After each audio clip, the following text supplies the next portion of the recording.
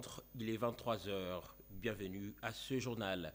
L'Afrique est en pleine fête du ballon rond. La 33e édition de la Coupe d'Afrique des Nations se vit au Cameroun et le dernier match de la journée entre Comores et Gabon s'est soldé par un score d'1-0 en faveur du Gabon. On vient de l'apprendre, le président de la République et son homologue du Soudan du Sud vont très bientôt se rencontrer. Son émissaire l'a confirmé, les questions économiques et d'intérêt commun en toile de fond de leurs échanges. Un invité dans ce journal, il s'agit de Rigobert Kouta, un des communicateurs des forces politiques alliées de l'UDPS, venu annoncer la semaine de redevabilité, question d'expliquer les grandes actions du président de la République depuis son investiture. Bonsoir et encore bienvenue à cette grande édition vespérale. La grande actualité de ce journal, c'est l'arrestation d'un des chefs de la milice Codeco, seigneur de guerre, ainsi que de ses acolytes. Ils ont été présentés à Bunia au gouverneur militaire Johnny Luboya. C'était devant la presse. Regardez.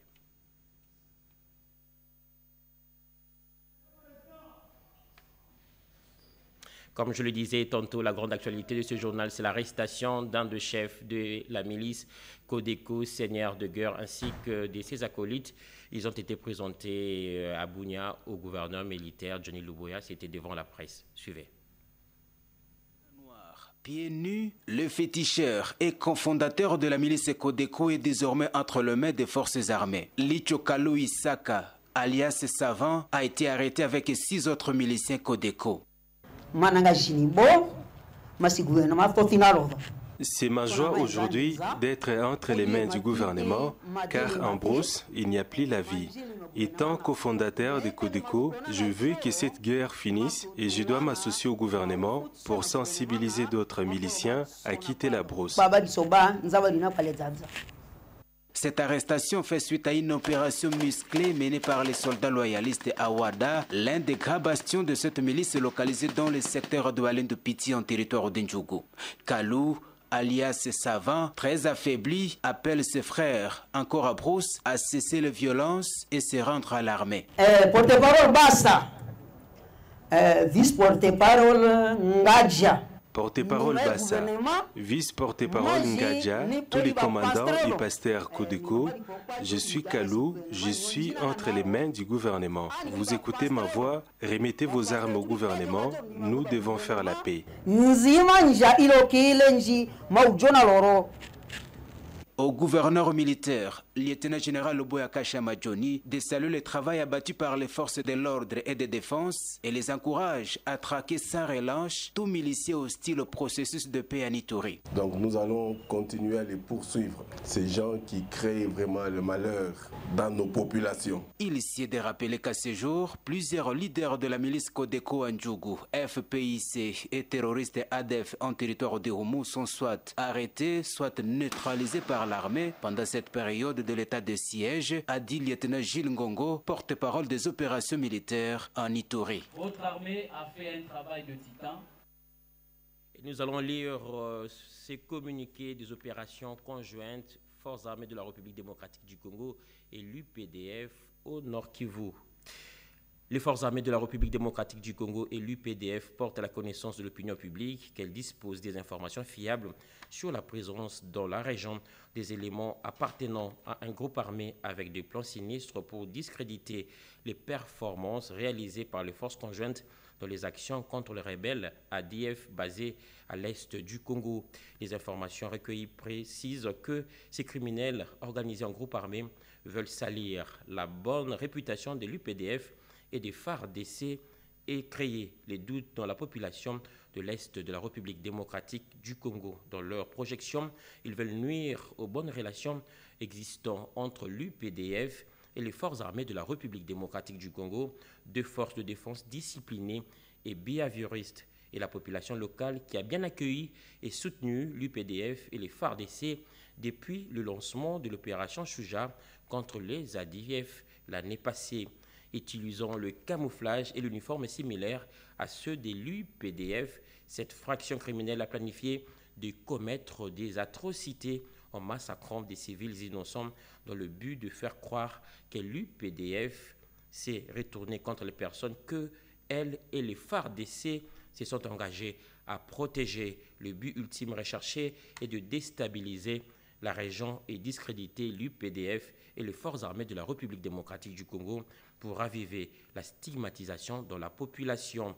À cet effet, les FARDC et l'UPDF tiennent à alerter le public tant de l'Est de la République démocratique du Congo, en particulier que celui de l'Ouganda en général, de la planification des attentats et actes de sabotage par ces criminels et appellent chacun à la vigilance et à dénoncer ou signaler tout mouvement suspect des restes des terroristes ADF.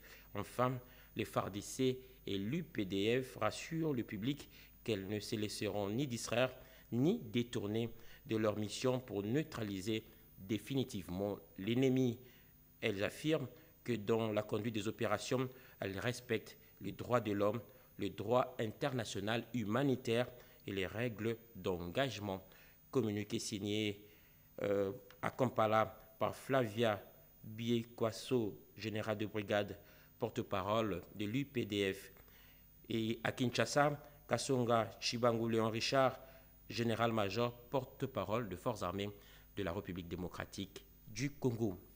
Comme je l'ai annoncé au début de ce journal, le président de la République et son homologue du Soudan du Sud vont très bientôt se rencontrer. L'émissaire du président Salva Kiir l'a confirmé à l'issue d'une audience lui accordée par le chef de l'État Félix-Antoine Tshisekedi. Ensemble, ils ont porté leur regard sur les questions économiques et d'intérêt commun. Fanny Kikoufi, Fiston Matondo.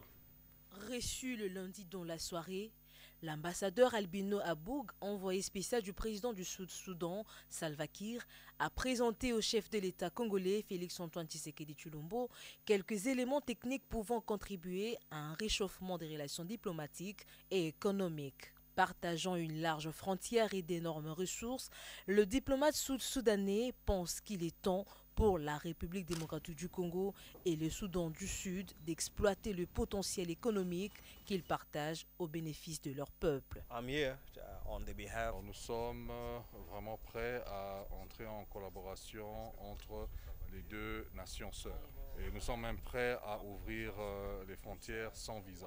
Pour le reste, je crois que ça sera discuté entre les deux chefs d'État et ils vont se rencontrer très bientôt. Ça peut se passer ici ou encore au Sud-Soudan. Nous avons attendu pour longtemps et nous pensons que c'est le moment pour que les peuples africains utilisent leurs ressources naturelles. Cette rencontre permettra aux deux chefs d'État d'évoquer les questions sensibles comme celle de la sécurité dans la région, question qui préoccupe au plus haut point le président en exercice de l'Union africaine. Félix-Antoine Tshisekedi Tshilombo a, au courant de la même soirée, reçu un appel téléphonique du président israélien Isaac Herzog, avec qui il a passé en revue l'état des relations bilatérales entre Kinshasa et Tel Aviv. Le chef de l'État congolais a saisi l'occasion pour présenter les condoléances de son peuple à son homologue israélien qui a perdu sa mère il y a quelques jours. Et le Premier ministre Jean-Michel Sama Lukonde a représenté le chef de l'État à l'ouverture officielle du 3e Forum sur le développement rural en Afrique, et ce, en vue d'identifier les pratiques évaluatives en matière de planification et de la transformation rurale. Pati Tondwangu, bienvenue Lusala. Dans des zones rurales, une préoccupation majeure du président de la République et président en exercice de l'Union africaine a matérialisé par le Premier ministre et chef du gouvernement. À l'ouverture de ce 3e forum de haut niveau, placé sous le thème « La planification décentralisée de la transformation rurale par la capitalisation des expériences », Jean-Michel Sama Lukonde Kyenge, représentant personnel du chef de l'État, a invité les pays membres de l'Union africaine à développer des politiques d'investissement pour un programme intégré de développement rural en Afrique. Le développement socio-économique du monde rural est en effet au cœur de l'action de mon gouvernement. Pour combattre aussi bien l'extrême pauvreté que l'exclusion sociale en République démocratique du Congo en particulier et en zone rurale en Afrique en général. Je me fais l'honneur de saluer le leadership de son Excellence Monsieur Félix Antoine Tshisekedi Tshilombo, président de la République, que j'ai l'honneur de représenter ce jour, et qui nous a recommandé d'inscrire dans le programme du gouvernement 2023, les actions ci-après. La promotion des activités génératrices des revenus dans le milieu rural et périurbain. La promotion des associations et coopératives des femmes maraîchères, des éleveurs et des pêcheurs. Et ce par le canal du renforcement des capacités des acteurs du secteur. Ces assises organisées par l'Union africaine à travers son agence de développement NEPAD visent la transformation rurale pour lutter contre l'extrême pauvreté. J'ai noté la volonté et l'engagement, la détermination de son Excellence, Monsieur le Président de la République, à développer notre pays à partir de la base.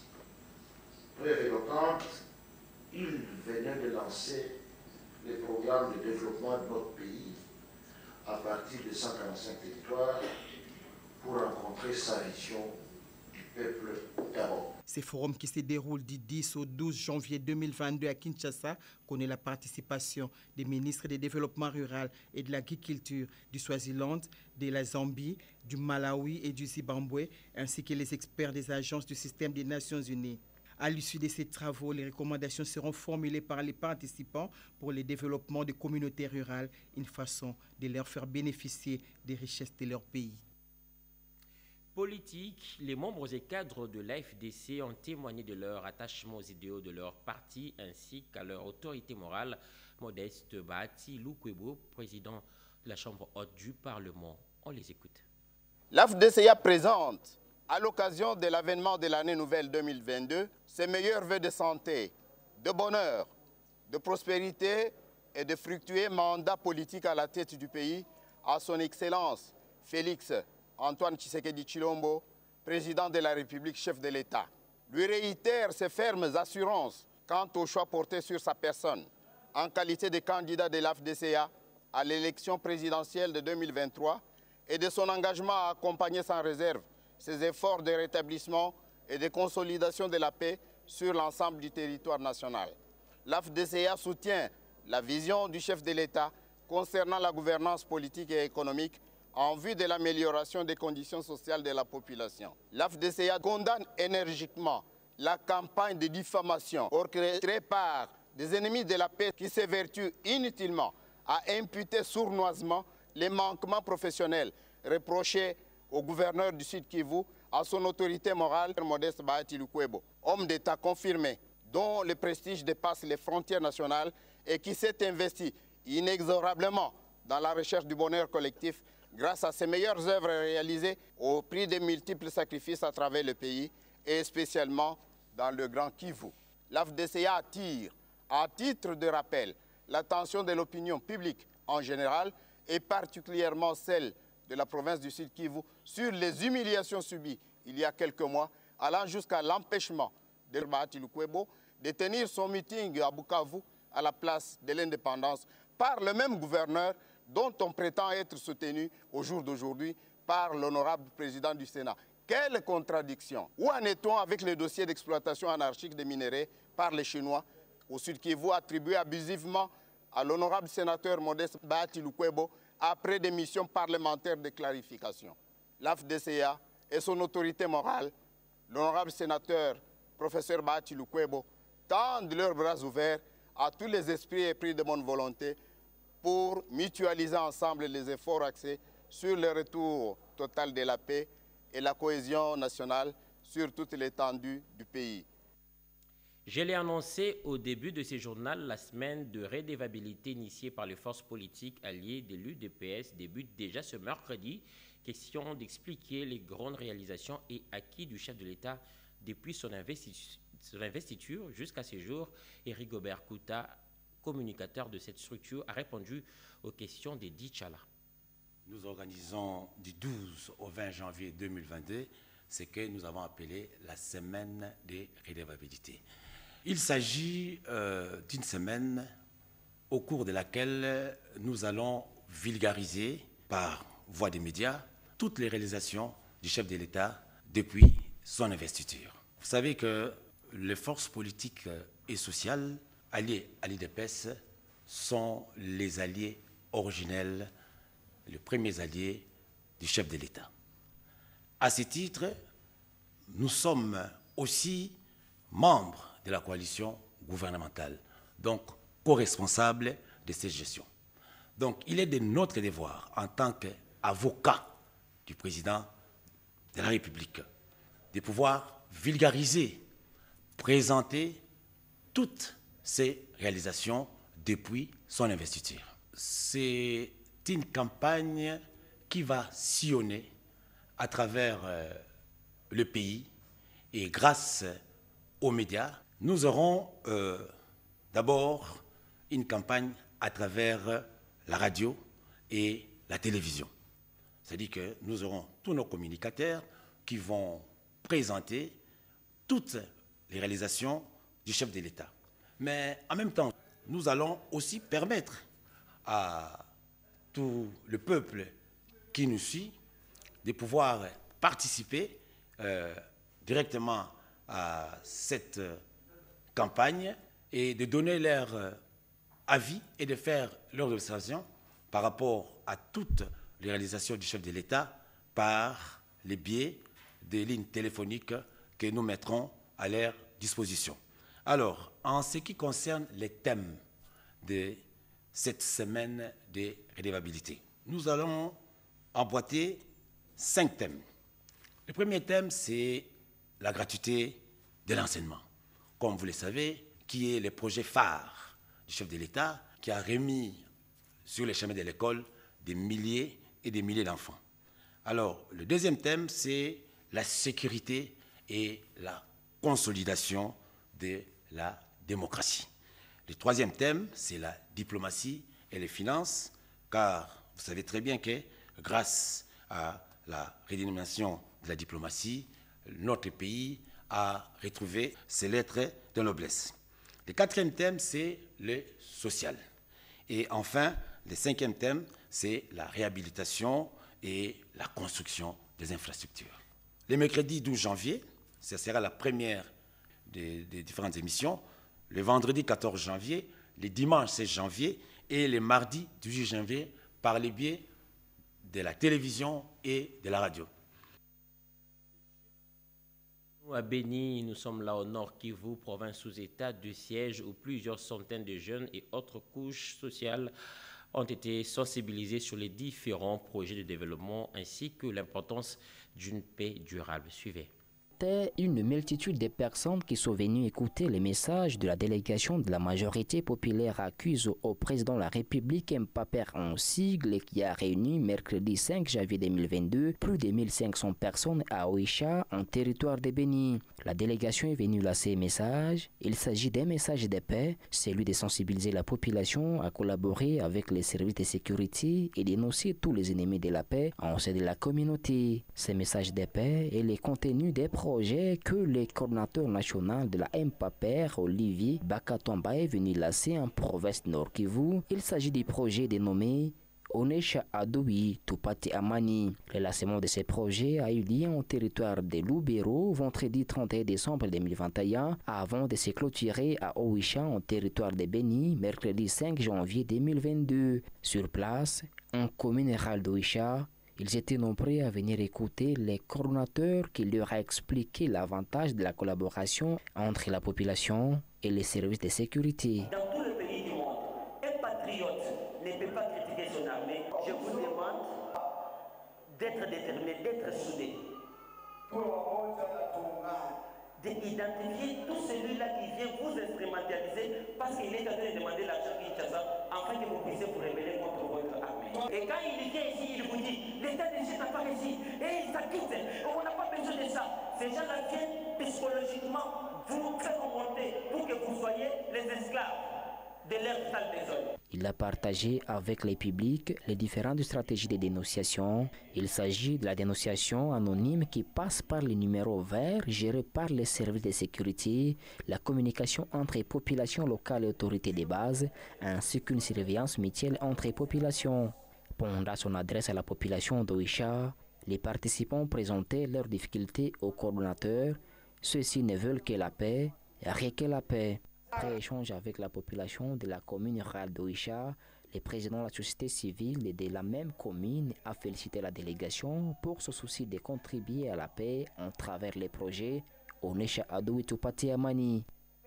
Je suis le président de la société civile noyau de Oicha. Vous avez vu, aujourd'hui, nous avons réussi une grande équipe de jeunes gens qui tombe béni pour le Kasaï ou en séjour de travail dans cette partie du pays. La ministre d'État en charge de la justice a visité quelques prisons des Kananga et de Mbujimaï. Rose Mutombo s'est dit déterminée à améliorer les conditions de vie des magistrats et auxiliaires de justice. Oscar Mbal. Après sa visite de travail dans les prisons des Kananga, des Kazumba, dans le Kasaï central, ainsi que celle de Mbujimaï, dans la province du Kasaï oriental, la ministre d'État, ministre de la Justice et garde des Sceaux, Rose Mutombo Kiese, entrevoit la libération conditionnelle des détenus avant de rassurer les magistrats et auxiliaires de justice de l'amélioration des conditions de vie et de travail. Il y a pléthore de détenus et profitant de la grâce présidentielle qui vient d'être promulguée, on va voir dans quelle mesure on pourra faire libérer certaines personnes qui sont bénéficiaires. Il y a le problème des numéros matricules administratifs. On va régulariser petit à petit. La visite de la ministre d'État de la Justice constitue un signal fort pour la régularisation de la situation administrative des agents et cadres qui, pour la plupart, travaillent sans prime ni salaire depuis plusieurs années. À mon nom personnel et au nom de tous les staffs pénitentiaires de la prison centrale de Mbujimaï, y compris les détenus, je réitère mes remerciements auprès de son Excellence Madame le ministre d'État et le ministre de la Justice et de l'Administration nationale. Des mousses et autres objets de valeur ont été remis aux pensionnaires de ces prisons, question d'améliorer les conditions carcérales telles que les veut le président de la République, Félix Antoine Tshisekedi Tshilombo. Rentrons à Kinshasa pour parler du directeur général de l'Agence nationale de promotion des exportations qui place l'année 2022 sous le signe de l'opérationnalisation de ces établissements publics. C'était au cours d'une cérémonie d'échange de vœux en présence du ministre du Commerce extérieur, Jean-Lucien Boussa. José Baïtomo nous en parle.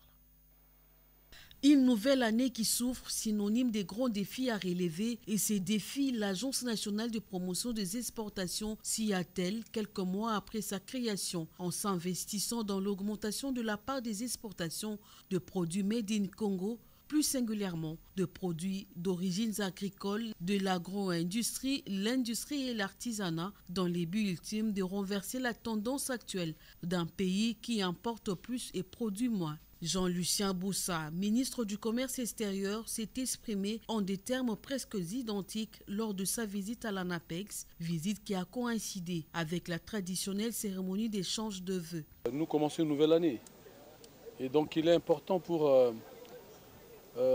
tout décideur, tout gestionnaire de pouvoir se poser des questions au début d'année, mais surtout d'indiquer la perspective pour l'année qui vient de commencer. L'ANAPEX, comme vous savez, est l'agence des promotions d'exportation de la RDC.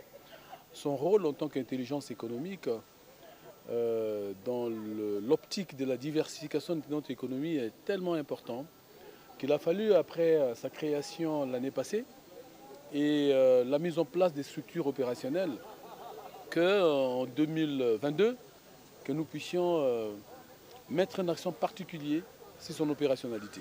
L'intégrité, la rigueur et le professionnalisme sont les mots du directeur général de l'ANAPEX, Mike Tambwelu Bemba, qui compte matérialiser la vision du chef de l'État Félix Antoine Tshisekedi Tshilombo d'un Congo compétitif. L'année 2021, c'était l'année d'installation, on était en train de s'installer.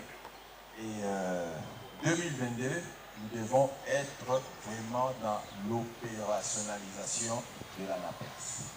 Moi, ce que j'attends de vous, c'est vraiment avoir cet esprit d'équipe, une équipe solide. Près de 2 milliards de dollars, c'est la hauteur des importations qui pèsent sur la balance commerciale du reste déficitaire en RDC, d'où il faut travailler pour en faire inverser la courbe. Le conseiller du chef de l'État au collège du bureau conjoint, Joseph Moké, a effectué dernièrement le déplacement de l'espace Grand Bandundu. Sur place, il a sensibilisé la population de cette partie du pays sur la vision du chef de l'État, celle de faire du Congo un pays prospère, fort et debout, nous dit Jacques Aboba. Dans l'espace Grand Bandundu, où il a séjourné dernièrement dans le cadre de la pérennisation de la vision du développement du chef de l'État, Félix-Antoine Tshisekedi Tshilombo, dans cette partie du territoire national, le conseiller du chef de l'État au collège du bureau conjoint, Joseph Moketa Waba, a été accueilli par une foule en liesse. Le constat est sans équivoque, car cette visite politique était très bénéfique et riche d'enseignements. À Vanga, Bililieta, Mikwi, Djouma, Bulungu et Luzubi, la population s'est dit prête à accompagner la vision politique du garant de la nation pilotée par le premier ministre et chef du gouvernement Samalou Kondé. J'étais avec le paysan dans l'option d'entendre et voir et accompagner la vision du chef de l'État en tant que Fathi Aminature. Tout d'abord, un accueil exceptionnel en nom et pour le compte du chef de l'État en tant qu'envoyé du chef de l'État. Mais je suis rentré avec amertume et à la mégestion. C'est-à-dire les tenants du titre, ils confondent la gestion publique de l'État et la gestion privée. Si réellement nous sommes associés de Fathi, nous devons, n'est-ce pas, avoir un apport. Joseph Moké, en tant que Fathi Aminature, est allé pour entendre et voir, aussi chercher de réparer des préjudices causés par les antisociales. L'espace Grand Bandundu a apprécié les messages du conseiller Moketa Waba et a promis son accompagnement de cette vision du chef de l'État. Une occasion pour le conseiller Joseph Moketa Waba de lancer un vibrant appel à ses collègues conseillers à la présidence, à la conscience professionnelle pour accompagner les actions du chef de l'État d'un Congo fort, debout et prospère. Les leaders religieux et politiques se sont retrouvés pour parler de l'apport de la religion dans la recherche de la paix au monde. Ensemble, ils ont pris l'engagement à œuvrer pour la paix et la tolérance religieuse. Alain Bikaï nous en parle. Ces assises pour la paix internationale ont placé autour d'une même table sur Vision Conférence près de 20 000 leaders religieux et plus d'1 million de téléspectateurs. Ils échangeaient sur l'avenir d'un monde unifié, bâti sur la prospérité mutuelle, l'interdépendance et des valeurs universelles partagées. C'était une occasion pour l'ancien vice-président américain Mike Pence d'inviter les chefs religieux et dirigeants du monde à travailler main dans la main pour rendre justice à ceux qui sont persécutés pour leur foi dans le monde. Les chefs des grandes confessions religieuses présents à ces assises étaient mobilisés à œuvrer pour la réunification de la péninsule coréenne avant de prier pour la paix durable au monde et la tolérance religieuse mutuelle. Sous les ovations du public, la cofondatrice de la Fédération pour la paix universelle, le Dr Ak Jack-Moon, a encouragé l'assistance à travailler ensemble pour un monde paisible et durable. Son souci le plus ardent est la réalisation d'un véritable monde de paix pendant ces moments où l'humanité fait face à la propagation du Covid-19 dont les conséquences sont ravageuses ainsi qu'à d'autres catastrophes naturelles, a souligné Jack-Moon. Selon les maîtres des séances, le Dr Yu Nyongo, la Fédération pour la paix universelle, organisera au mois de février les rassemblements de plus d'1 million de personnes à Séoul, capitale de la Corée du Sud. Halte à l'intox et à la politisation du projet Chile-Gelou, il n'y a pas eu un quelconque détournement de 14 millions de dollars américains affectés à ce projet. Ce n'est pas moi qui le dis, mais c'est plutôt le directeur général du FPI, Jean-Claude Kalenga. On parle de 14 millions. Qui engage ces fonds? C'est moi. Qui libère ces fonds? C'est moi. Et ici, nous sommes dans une situation, moi je me pose la question, où est-ce qu'ils ont vu ces 14 millions? Ces 14 millions sont passés où? Ont été retirés où? Et qui en a bénéficié et qui les a détournés? Ça, c'est archi faux. Rien n'a été détourné au FPI. Dans le cadre du programme présidentiel de lutte contre les inégalités sociales, le FPI a été enrôlé dans ce programme avec des tâches. Il y a plusieurs structures qui sont enrôlées dans ce programme. Le FPI aussi a été enrôlé. Nous avons accordé de subventions à 2 ALE, ce qu'on appelle agences locales d'exécution. Et ces 2 ALE sont le gouvernement du Kasaï oriental et le diocèse de Mbuji-Mayi pour exécuter des travaux précis. Au niveau du gouvernorat du Kasaï, le FPI a accordé autour de 10 800 000 $ pour des infrastructures à réaliser. Et pour le diocèse de Mbuji-Mayi, c'est à peu près 3,7 millions. Et au jour d'aujourd'hui, le taux d'exécution financière est autour de 3,17 millions pour les 6 ouvrages. Pour notre part, nous pensons que ces débats que les autres essayent d'amener sur d'autres terrains que nous ne maîtrisons pas en tant que technocrates, nous expliquons clairement que ce qui se fait, c'est fait dans les normes. Et la présidence n'a que le rôle simplement de suivi, parce que c'est un projet qui a été initié par la présidence de la République. Les conseillers du président n'ont que le rôle de suivi, que les gens se renseignent. Chile Gelou allait prendre les informations auprès de FONER et de l'OVT. Point barre. Qu'est-ce que le FPI a à voir là-dedans? Nous sommes ouverts à tout. Laissez-nous aller jusqu'au terme de nos projets. Il n'y a jamais eu détournement. Et Edi Tchala nous parle d'un mouvement de sit-in observé aujourd'hui au ministère des Finances. Regardez. Ils ont été révoqués et réintégrés depuis 10 ans. Les documents y afférents sont authentiques. Nombreux à d'autres ministères travaillent déjà avec tous les avantages qui vont avec. Partout sauf au ministère des Finances. Toutes les correspondances dans ce sens au ministère sont restées lettres mortes. Jean-Pierre Moirabou, président du collectif de ces cadres et agents, s'indigne.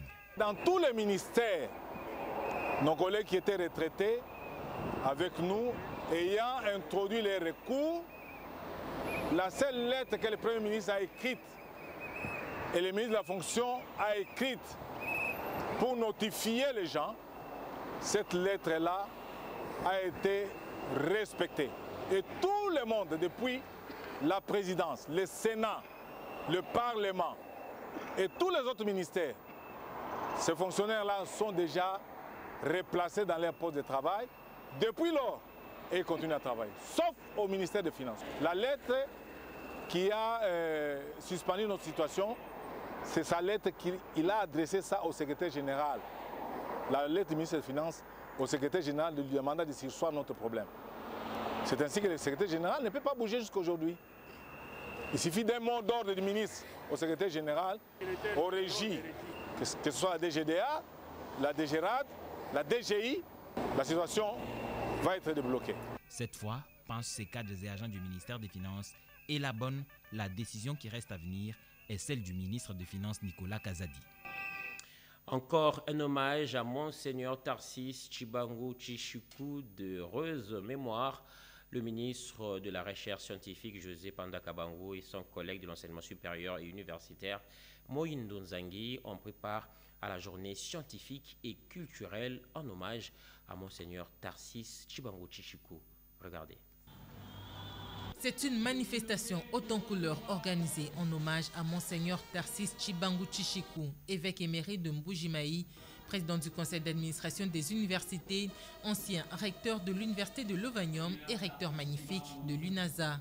Les hommes des sciences sont venus de tous les coins du pays pour lui rendre les derniers hommages à travers cette journée scientifique et culturelle organisée par le ministère de la Recherche scientifique et Innovation technologique. Il demeure tellement un grand dans sa personnalité, son parcours, son histoire avec l'enseignement supérieur universitaire. Le ministre José Mpanda Kabangu a dans son allocution précisé qu'il s'agit de la célébration de la vie et non de la mort de Monseigneur Tarsis Chibangu qui a connu 3 dimensions de la vie, à savoir celle d'un homme, d'un scientifique et d'un prélat. Un esprit déjà Monseigneur Chibangu marque son époque et laisse nul indifférent. Comme légende, il entre définitivement dans l'éternité et clôt l'histoire d'un être pas comme les autres, mais ouvre en même temps une page de sa vie. Ouvert par le ministre de l'Enseignement supérieur et universitaire, Mohindo Nzangi a qualifié Monseigneur Tarsis Chibangu de héros. Tarsis Chibangu est bien de cette catégorie. Héros de l'africanisation de l'université, héros de la construction de l'université congolaise. Au niveau du ministère l'année académique 2021-2022 est dédiée à Monseigneur Tarsis Chibangu Tshisekedi. Monseigneur Tarsis Chibangu, pionnier de l'enseignement supérieur et universitaire en République démocratique du Congo, a passé l'arme à gauche le mercredi 29 décembre 2021 à l'âge de 88 ans.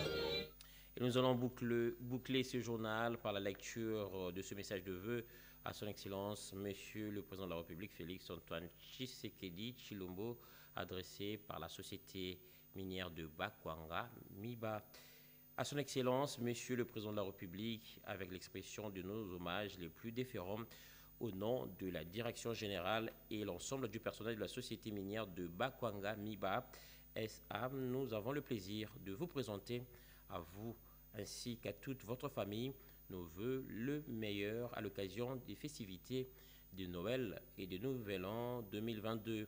Nous prions notre Seigneur Tout-Puissant de vous accorder la sagesse et l'intelligence nécessaires pour relever les multiples défis qui s'imposent à votre auguste personne en vue d'atteindre vos objectifs.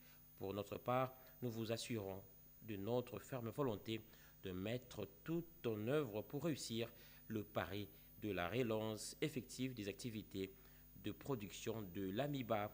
Aussi, nous comptons essentiellement et particulièrement sur votre implication personnelle dans les démarches d'entreprise par le comité de gestion auprès du gouvernement, lesquelles permettront l'amélioration des conditions sociales de nos populations.